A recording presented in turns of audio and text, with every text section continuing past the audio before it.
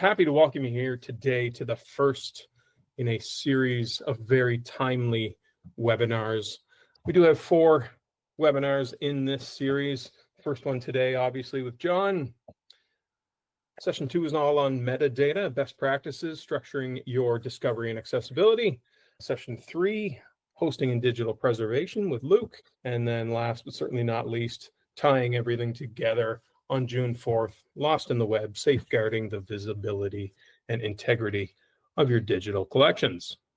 For anyone who hasn't used Islandora or managed a repository of this kind, tell me, how much technical knowledge do you need? What's the ease of use? That can be a good segue into your discussion. Yeah. Thanks, Jonathan. Yeah, that is by far the biggest change with the current version of Islandora. Like I said off the top, I've been around since it was built as a ball of yarn back in version 6, and then broken out into modules and then a core, and that was 7, and that made things much easier. But back then, Drupal was not the source of truth. And so that is the biggest change with this current version of Islandora, which has now been around for a few years now, is that Drupal, which was always part of the stack at a very high level, really became the source of truth in this current version as it was moved to the front of the stack.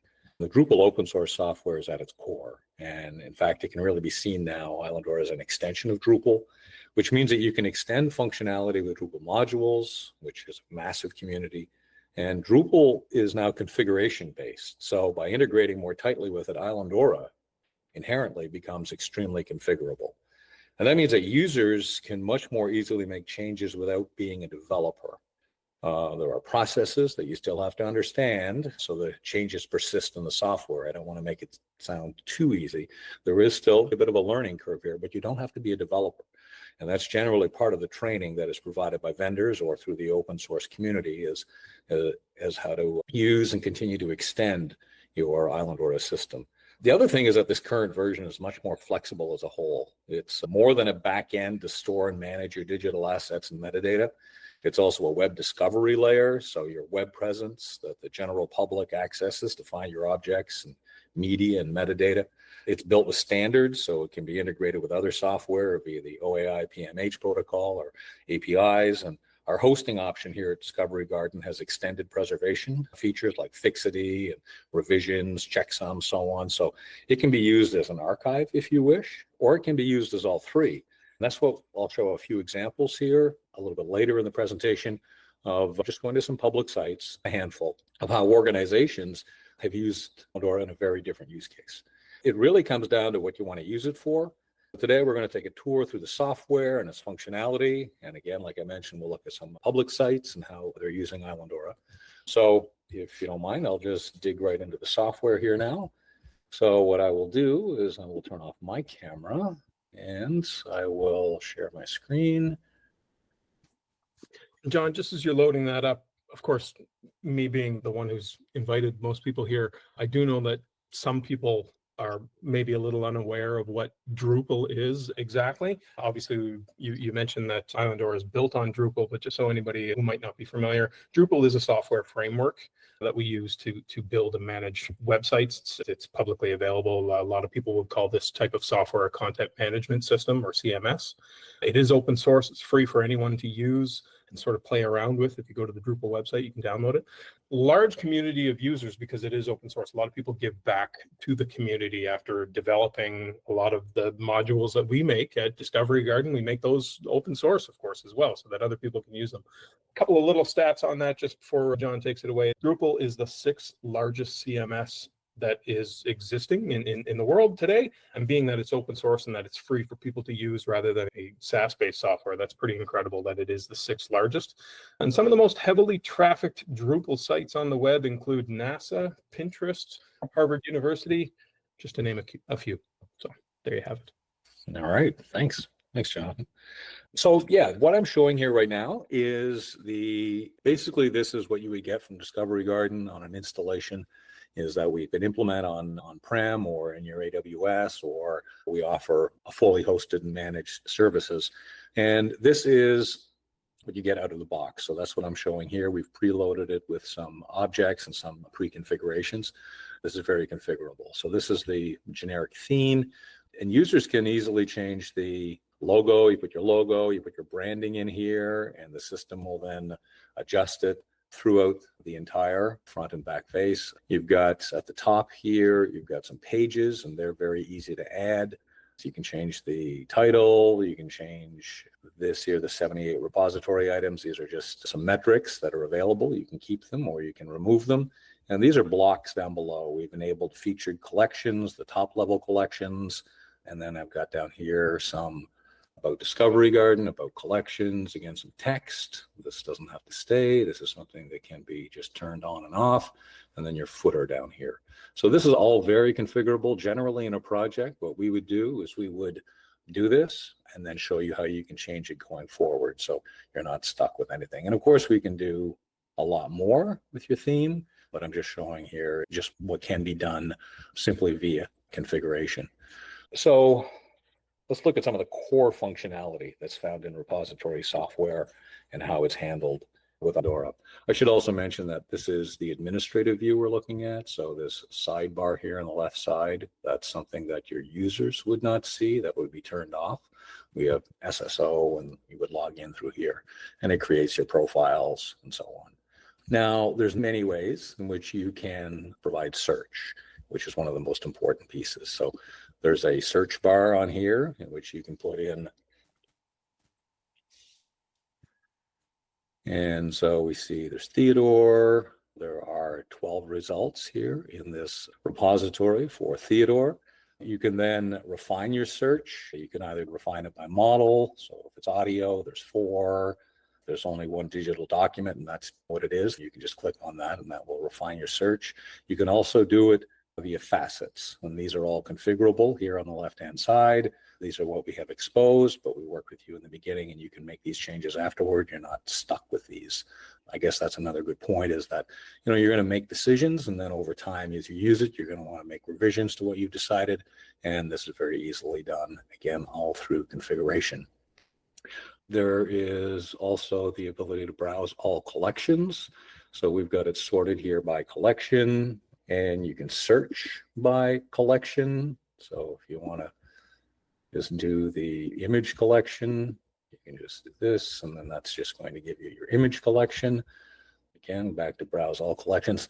And I also want to show you an example of some other search options with a live site.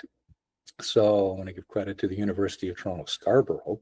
They have done this themselves, and they have added, which can be done again because of the flexibility of Drupal and Islandora, they've actually added in keyword search and advanced search, which is also possible. You see they're using also facets, and also you can search by date range. So you could put in 1970 to 1990, hit refine, and you would get the results from there. So there are multiple ways in which you can find your content, either browsing all collections, and then you can refine it further with your collection search. You can do a global search here. It all gets refined using facets, and you can also implement other things such as date range and advanced search. So file types, people call it Islandora 2.0 or modern Islandora. It's really been around long enough now. We can just call it Islandora. What we've done here is we've put a number of sample content in here to show you.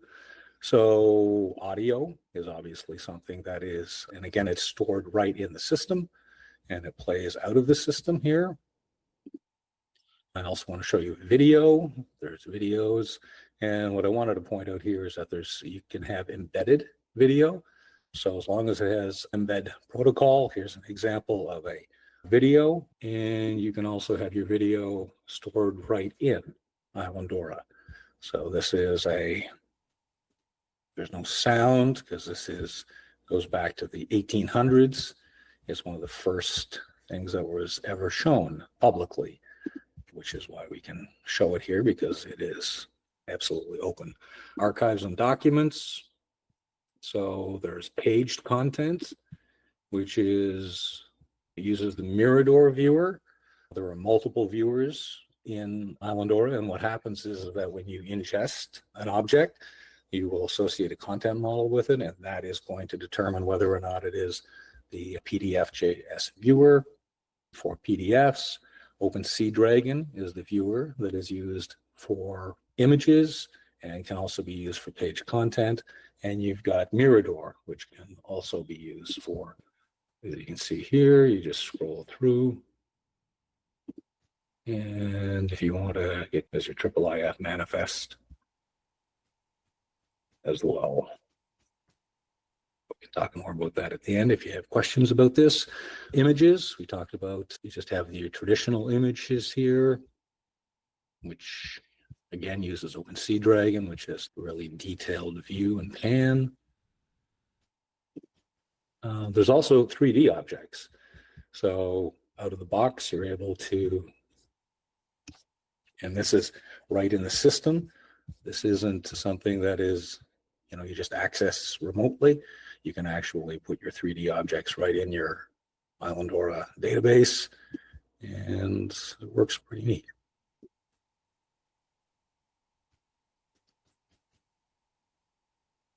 I want to show you here. Of course, everybody loves compounds. So here's an example of a compound object. So this happens to be a transcript. And what we have linked here as in the example is there are 4 pieces of audio, and there's also transcripts. And I want to point out here that you can edit this after the fact. You can add children. You can make edits here. You can click all or not. You want to click all and do your editing after the fact here. You can apply it to, you can generate, delete nodes, associate media. The point I'm making here is that once you've got you can batch upload more children, add children, you can reorder the children here. Again, once you've made them, you can continue to add objects to it if that's what you wish to do. And the other point I want to make is that you're not tied here. So in Islandora, you can share that object with many other collections if you wish, and it'll appear in both. So images in the institutional repository, you've got the ability for faculty research, ETDs, conferences, government documents. And again, the viewers can be modified to show whatever it is you want. And the real change here in these is the metadata that is associated with the objects. Hopefully I'm not moving too quickly. This one happens to be a PDF. And you can see the summary here of degree name, degree level, department, which I want to point out, and it's in the example here, the images, is Islandora doesn't restrict you on your metadata. Now, a system that we provide comes pre-configured to make it easier.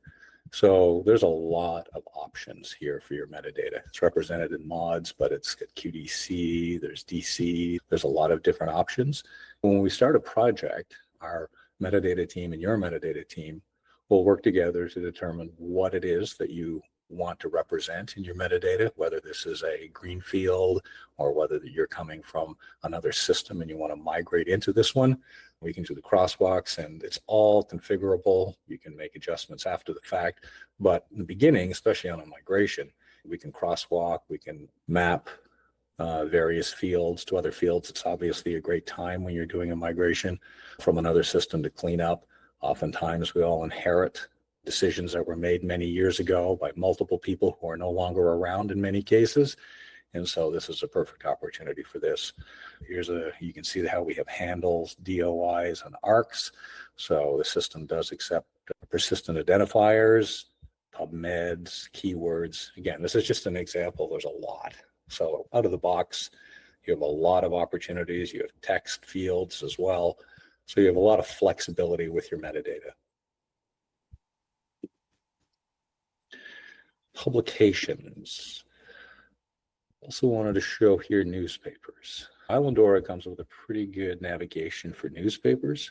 You can arrange it by year, and then you can break it down by month or whatever it is that you want to break it down to. In this particular case, it's broken down by day, and then you would just click on that. And again, that takes you to your object. And if I go back to publications again, we also have a system in here that allows you to manage your serials. And it's a tree structure here on the left-hand side. And this structure allows you to determine what it is you want it to be, whether you want it to be volumes 1, 2 through 3. One of the issues with serials that took some time to sort out is you might have serials that have got monthlies, which is easy, but then you have a quarterly. So how do you manage this? So you can do the drag and drop in here, and this allows you to manage this. And again, the same as you can just open up your object and people can access it. It's a good time to show, I think, what a traditional object looks like, object page, again, out of the box. So this is, and I'll remind you that we're looking at the administrative view. So this isn't necessarily what your general users will see. If you don't want them to, it can be hidden, or you can expose it if you want. There are citations out of the box. So it comes with 3 options, APA, Chicago, and MLA. And just via configuration, we can add additional if you wish. There is a count here, 21 views. So that's how many people have viewed this object. Now there's some technical metadata. There's a download option here. And again, this is configurable. Well, this is a PDF, but let's assume that this had been a TIFF, and maybe you didn't want people to download your original, so you can change that so that they only see the service file. And there's an option here to share.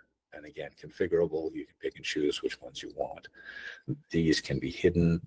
And all your fields, once you've made your decision on your fields, you decide whether or not you want that field exposed, either internally or on your main public page. If it's not exposed, it still has the ability to capture it in the back end.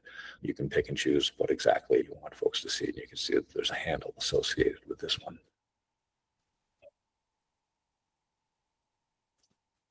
There's different views for this. So right now we've got, this is what we call the card view. And so this is a popular way to display your collections. It gives you whatever you really want in here, because this is just picking up a field out of your metadata. So this is off title, and you can again configure how much text and what it is within reason. Obviously for visual reasons, you want to kind of limit this depending on how many collections you have. But if you don't want it that way, you can put it in grid view as well. And you can also put it in list view, which if I can get under the pencil edit is here. So these are just some ways in which right out of the box that you can display your objects. So this, because we are logged in and I am an administrator, this is where you can manage your repository. And it's broken down by headings here to make it easier. So content. So obviously, we want to add contents. That is something that every repository must have. I do want to point out that in Islandora, and it's the same as in Drupal, content can mean multiple things. So content can mean adding one of those pages I showed at the top, at the very top of the front page, to your about page. You can add any other page if you want. And I want to show you an example of somebody who has done this. This is Northern Michigan University, who has a site called Uplink. And we just gave them the, in our initial project with them, we just had, I think, 3 initial ones we had, and showed them how, and they've created all of these themselves. So it gives you a way to add navigation. They've added a donate, help and contact, a for members. And it's interesting when they talk about for members, we might as well point out that what they're using in a very cool way is that they are using this for Consortia. And so they've got a lot of members, and they're all shared in the same back end. And NMU is then providing the administration for all of these members. And you can access in here. And what they were able to do is they put a logo up here, put an image, and they have an about. And then depending on what's here, they have some collections down below. So this was again, it all carries over here at the top, but then you can go back and forth. So this is one of the use cases with Islandora, is that you can create a kind of a distinct navigation to particular collections and really profile all of your consortial members all on one page. And this is how they decided to do it here. That's excellent, John. If I can interrupt just for a second, like that's be something that's much more popular of late than say in the last couple of years. A lot more organizations becoming consortia to be able to have these repositories. Well, I think it's, part of it is cost, and part of it is, is really reaching out to the community that they're part of. And that's exactly what you're seeing here, is that, some of these organizations here below probably would not have been able to afford on their own to have their own repository. And this is a way that they can have their own repository space within a larger consortial approach. And, that's one of the main reasons for this. And also, the administration side, not every organization has the time or perhaps even the ability or the staff in which to manage it. And so if a central organization is willing to take that on, then that provides great service to their consortial members. But it must really extend the reach there as well. Like if somebody is interested in, say, a Finnish community league down below, Finnish American Heritage Center, somebody who's browsing that might also be interested in Iron Industry Museum and didn't know it was there. Then that reach and have more viewers, have more reach to your cherished digital assets. Easier to manage too is a lot of the discussions that I've been having. You have a central manager taking on all of those different repositories. One person can do the work that's there, right? So yeah, that's very true. It is. There's a lot of benefits to it, for sure. Now, another way of adding content is adding content. So in Islandora, we can click on this, and this is a single object. So some organizations like to use single objects, a lot like to use bulk ingest, and we'll show that in a second here. Basically, how this works is that you would create a node, or you would create, so in this particular case, I want to create a collection. So I would come in, you can give it a title. It's got a type ahead there. You've got a content type. So if let's say this was an image, you would just add image in here, and then that would help identify the viewer that's going to be attached to it. And then you've got collection, you can put resource type, and you just keep adding to it. And here's an easy way to fill in your metadata. So perhaps you're in a rush and you just want to put in a little bit. You can just put in, I don't know, whatever you want to put. You want to put institution. And so they've been divided here into categories, so that I just want to put department, institution, and maybe I want to put in access and rights. So again, you can put your access conditions in here.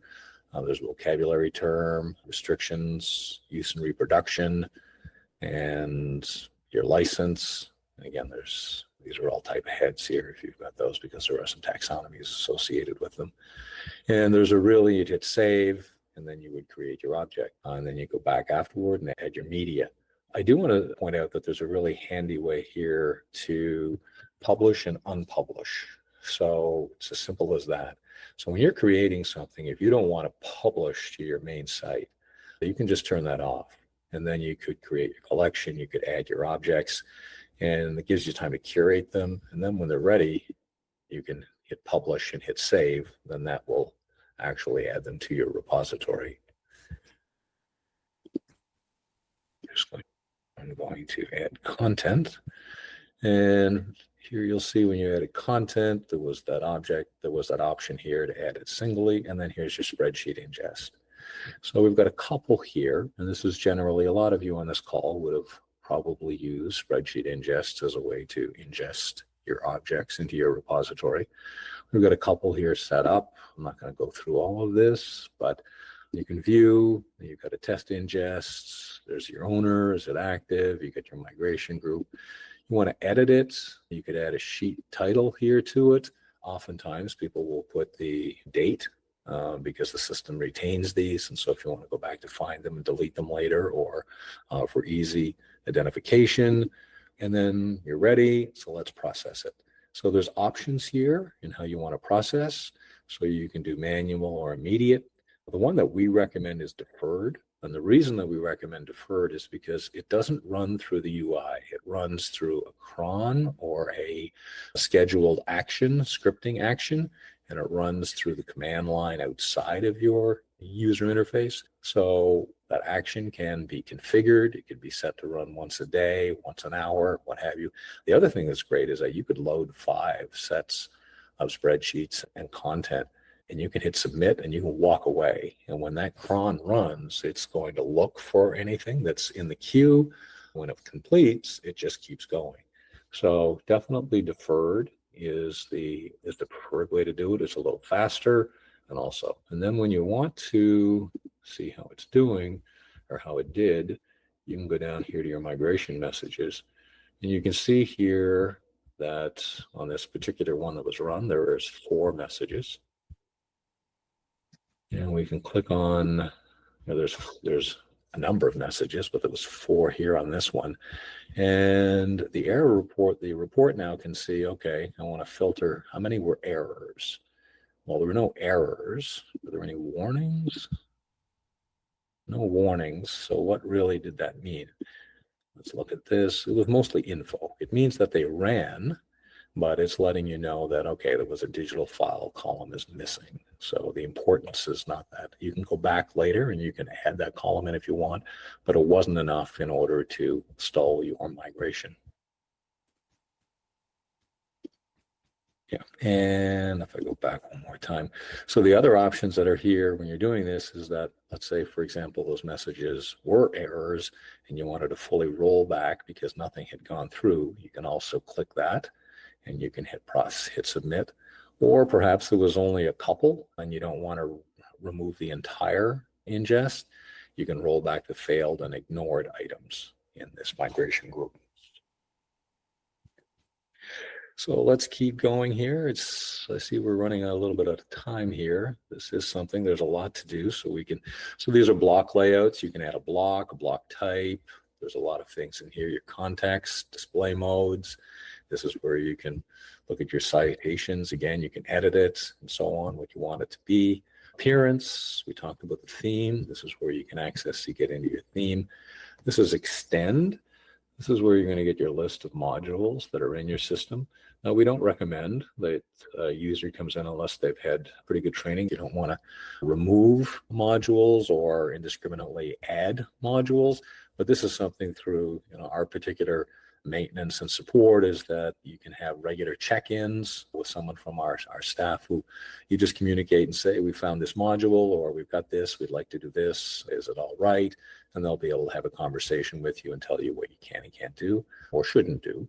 And configuration management, configuration gives you a lot of power, but you have to manage it properly. People. So this is where you can set your roles and permissions. And obviously that's one of the most important things. And it's very granular here. We've got a bunch of users here, have the administrator role. It comes with a bunch of roles that are predetermined or pre-configured, anonymous, authenticated, editor, ingester, repository, site, and administrator. These are generally the ones.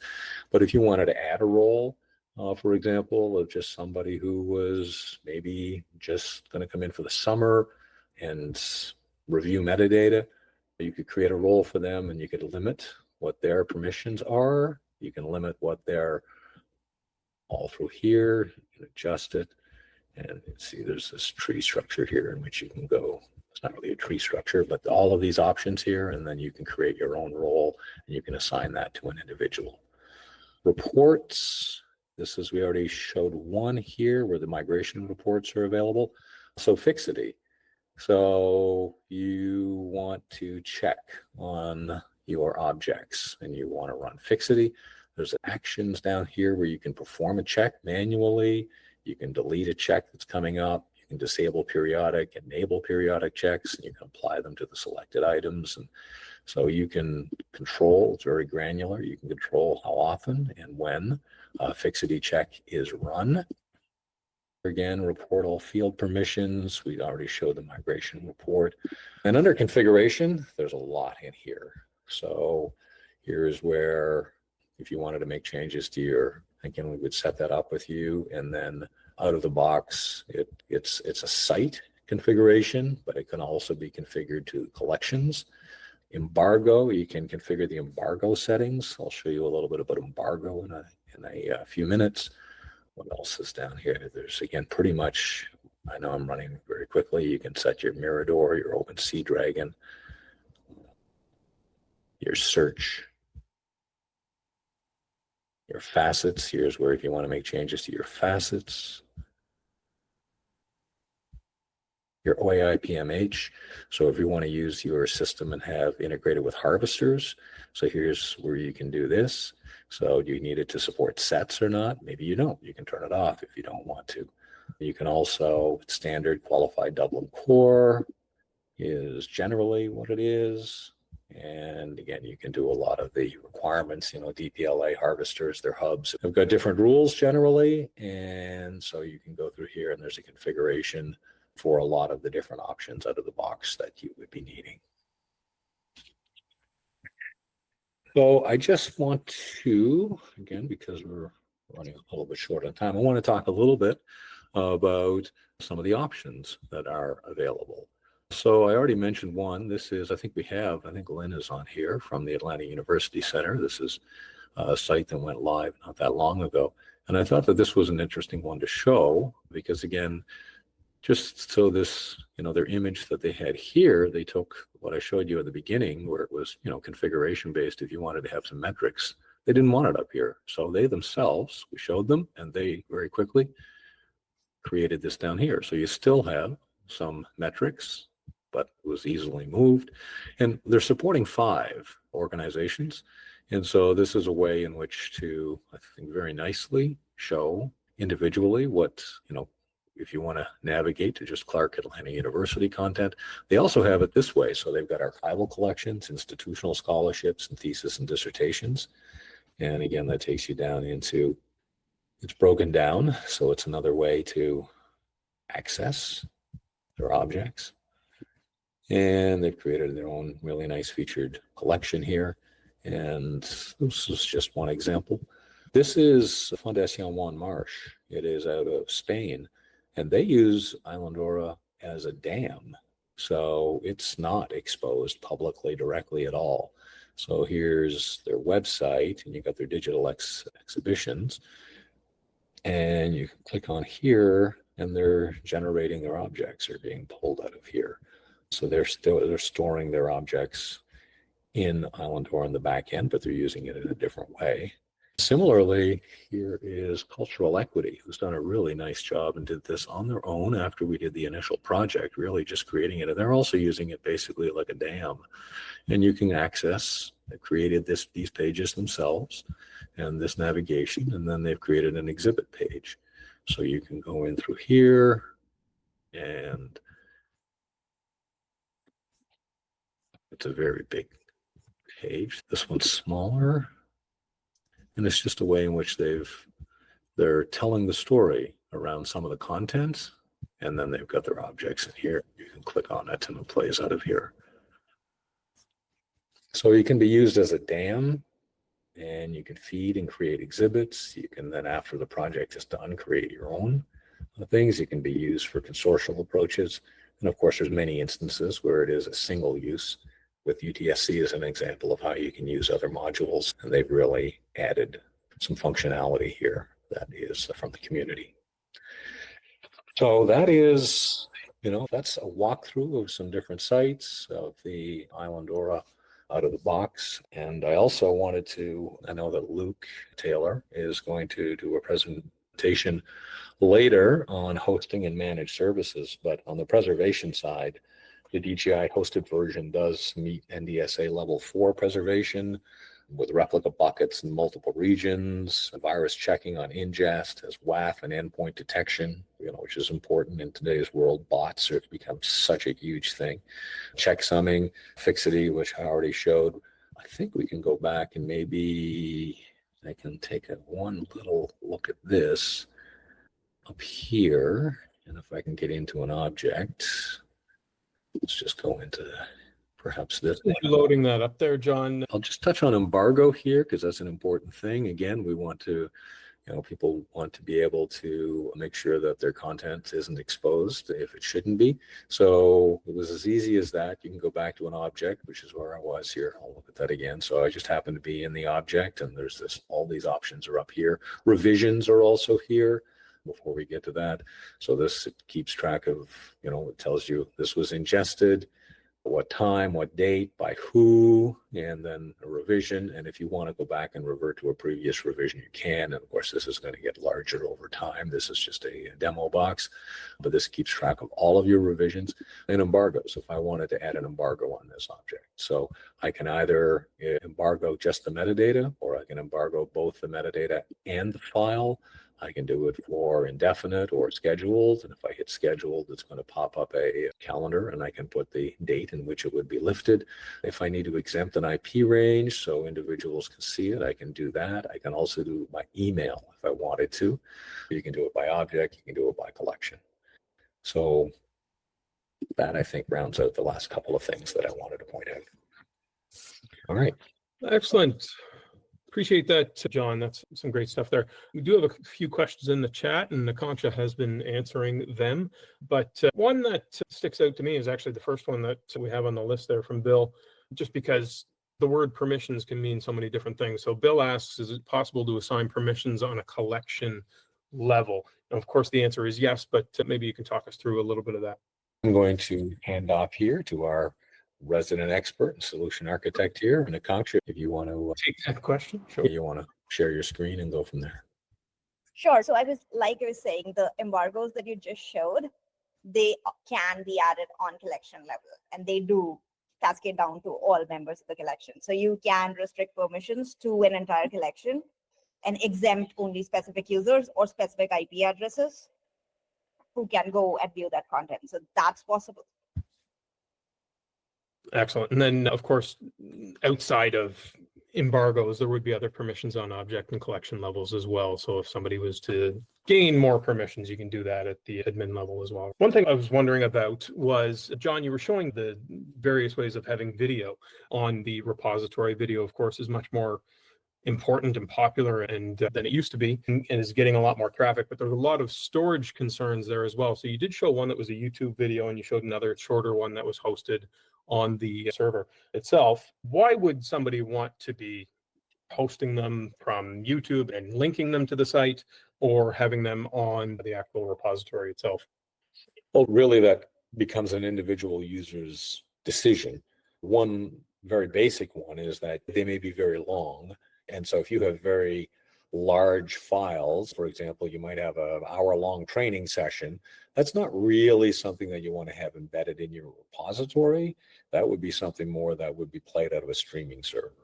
It's very large. There's a reason why, Netflix uses AWS for its content, is because it's large and there's streaming services. So that's one particular reason. Also, there might be a shared account.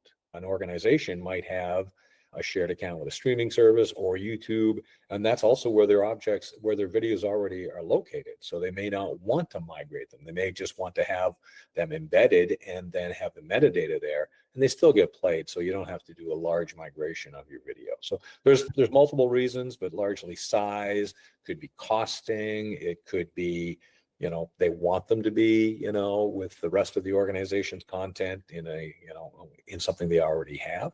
So yeah, there's multiple reasons. Yeah, for sure.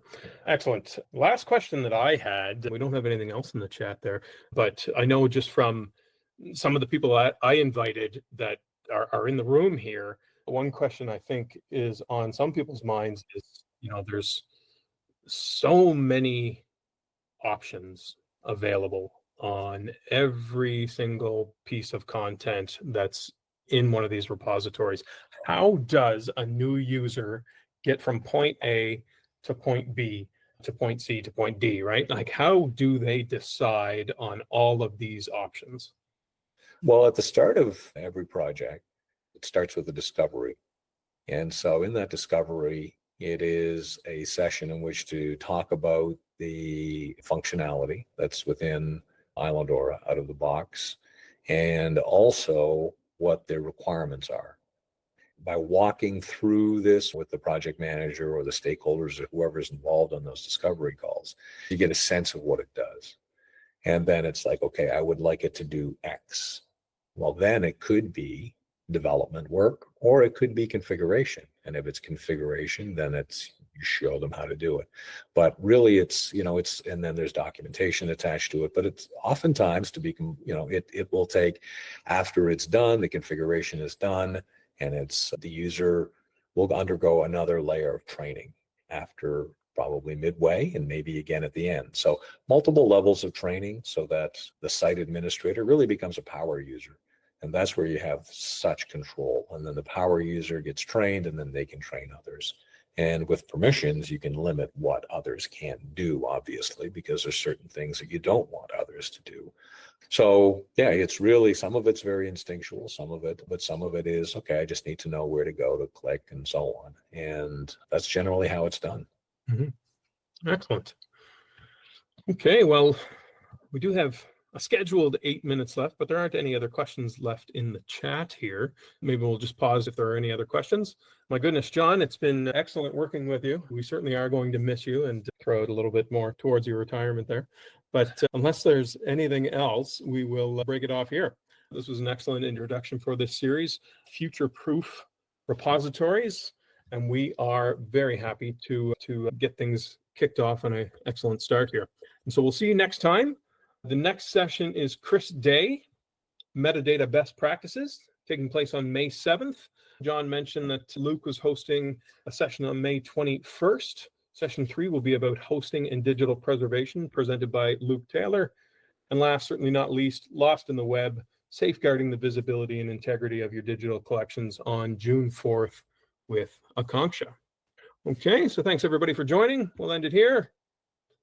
Thanks very much. We'll talk to you again. Thank you. Thanks, everybody.